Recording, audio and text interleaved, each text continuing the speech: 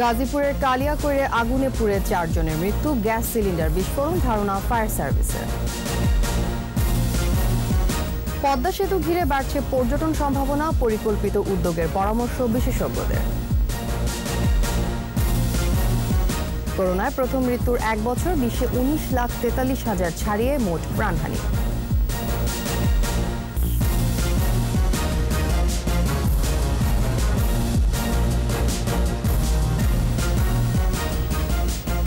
শুনছিলেন first security ইসলামী bank limited সংবাদ শিরোনাম। আমন্ত্রণ জানাচ্ছি দুপুর 12টার 21 সংবাদে। আর আপনাদের সাথে থাকছি আমি তাসনিম আফিফা।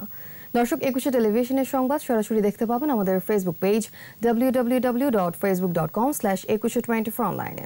সংবাদ আরও থাকছে। বরগুনায় দেশের প্রথম নৌকা জাদুঘর, হারিয়ে যাওয়া ঐতিহ্য তুলে ধরতে জেলা প্রশাসনের উদ্যোগ।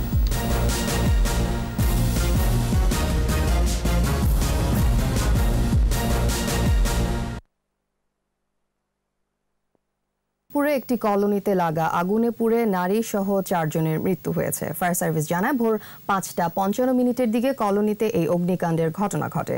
খবর পেয়ে কালিয়াকৈর ফায়ার সার্ভিসের 2টি ইউনিট প্রায় 1 ঘন্টার চেষ্টায় আগুন নিয়ন্ত্রণে আনে। আগুনে কলোনির 40টি ঘর পুড়ে যায়। এ সময় অগ্নিদগ্ধ হয়ে 1 নারী সহ 4 জনের মৃত্যু হয়। নিহতরা হলেন মুন্নি, ফরহাদ, মিলন ও অজ্ঞাত একজন। এরা সবাই গার্মেন্টস কর্মী। গ্যাস সিলিন্ডার বিস্ফোরণে আগুনের সূত্রপাত হতে পারে বলে প্রাথমিকভাবে ধারণা করছে ফায়ার সার্ভিস।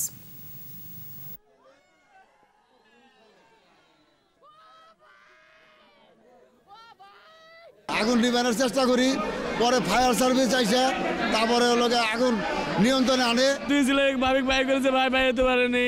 কেমনি যে আগুন ধরলো আমাদের ঘরে মুখে লাই আমার আগুন কুটি বান ধরছে। ফায়ার সার্ভিসের যে তথ্য, সেই তথ্য মতে আমাদের গ্যাস সিলিন্ডার বিস্ফোরণে একটি প্রথমে অগ্নিকাণ্ডের সূত্রপাত হয়।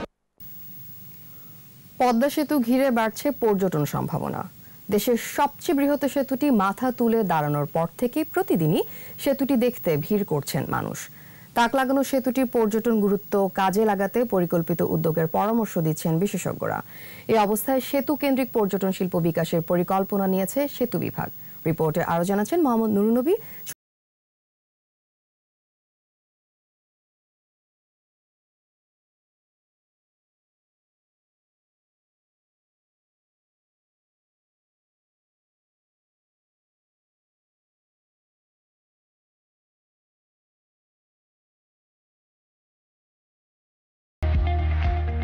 দেখা হয়নি দুচক্ষু মেলিয়া একটি ধানের শীষের উপর একটি শিশির বিন্দু।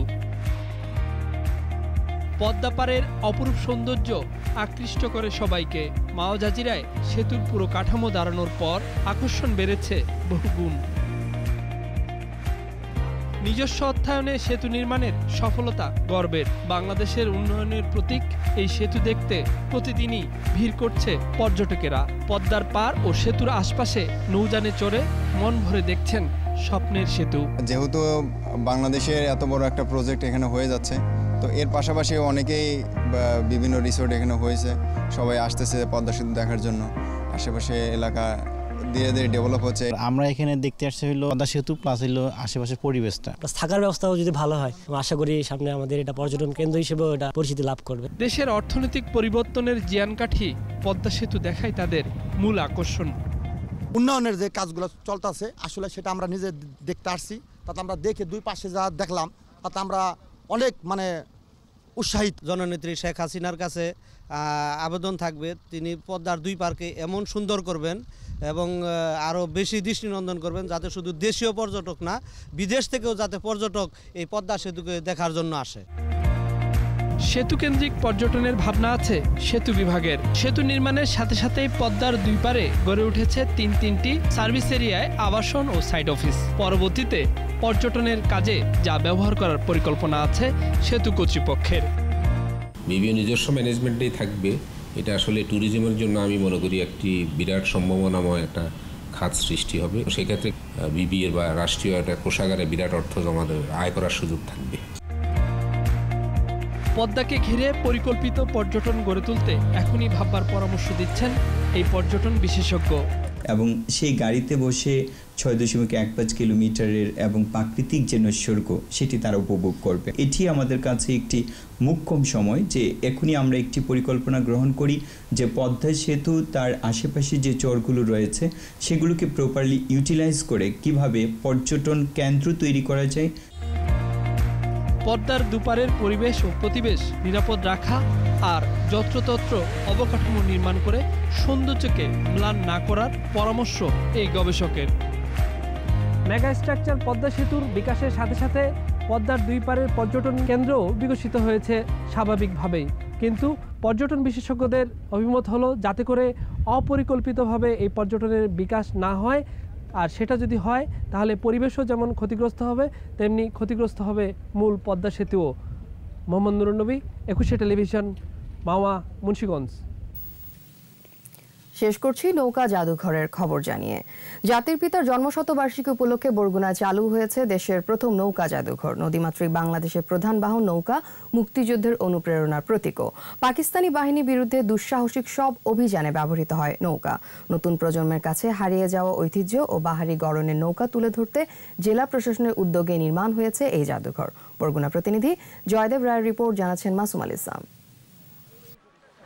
জাদুঘরের নাম রাখা হয়েছে বঙ্গবন্ধু নৌকা জাদুঘর। দেশ বিদেশের নানা নকশার 100টি নৌকার দৃষ্টিনন্দন অনুকৃতি নিয়ে যাত্রা শুরু করেছে বঙ্গবন্ধু নৌকা জাদুঘর। বরগুনা জেলা প্রশাসকের প্রচেষ্টায় মাত্র 81 দিনের মধ্যে সম্পন্ন হয় বঙ্গবন্ধু নৌকা জাদুঘর। জেলা প্রশাসন ভবন সংলগ্ন 78% জমিতে নৌকার আদলে তৈরি করা হয় জাদুঘরটি।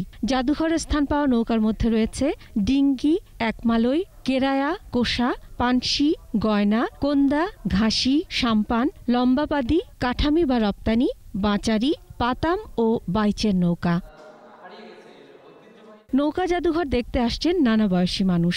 এ উদ্যোগের প্রশংসা করেন তারা।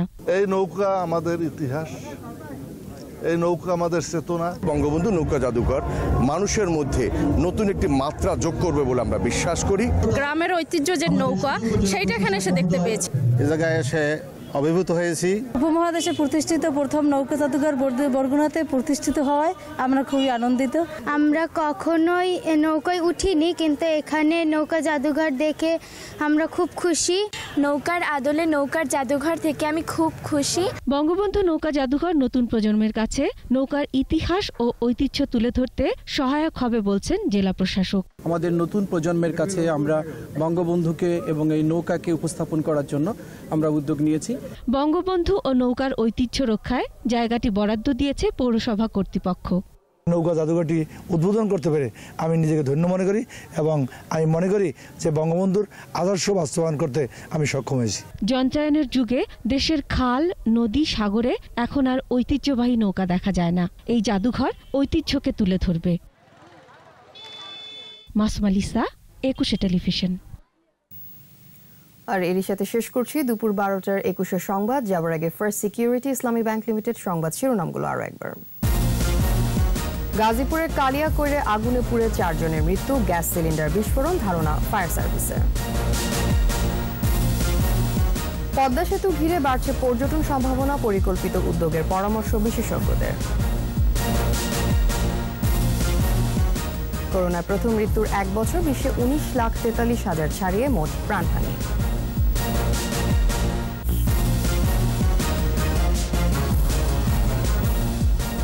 সর্বশেষ খবর জানতে ডায়াল করুন 202 নম্বরে, ভিজিট করুন 21-tv.com এই ওয়েবসাইটে। এছাড়া ফেসবুকে লগ ইন করতে পারেন facebook.com/2124 অনলাইনে। এতক্ষণ সাথে থাকার জন্য ধন্যবাদ। আমাদের পরবর্তী সংবাদ দুপুর 2টায় দেখার আমন্ত্রণ রইল। স্বাস্থ্যবিধি মেনে চলুন, নিরাপদে থাকুন, 21-এর সাথে থাকুন।